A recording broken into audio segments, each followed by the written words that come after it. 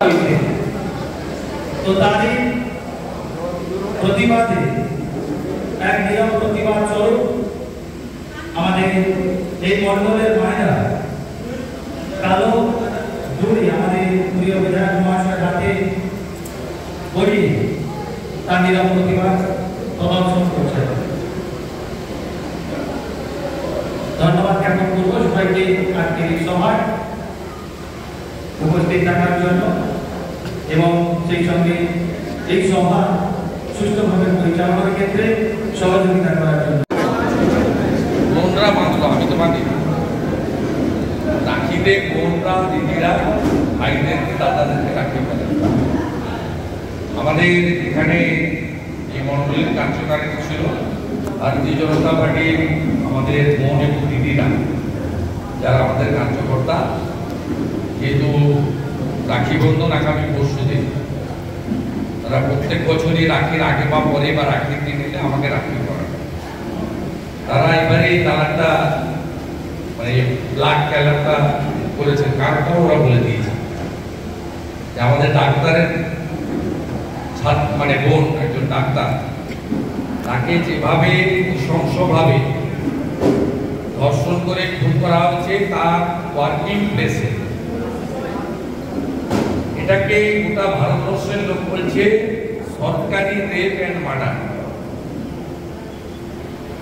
সব মার্ডারেরই আমি রেপ মার্ডারের নিন্দা করি, তো এটা এক্সেপশন।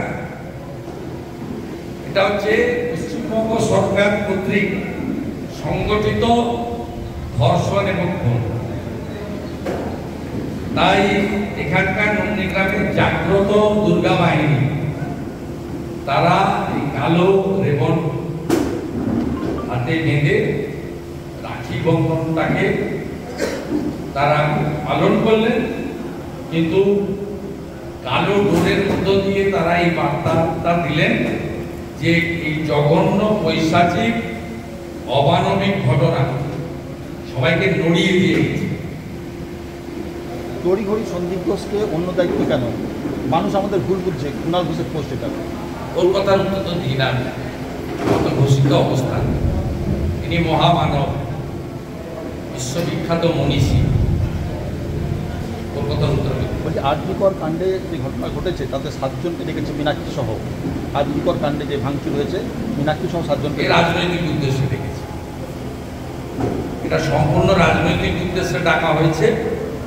এটা মুখ্যমন্ত্রী ঠিক করে দেওয়া পলিসি।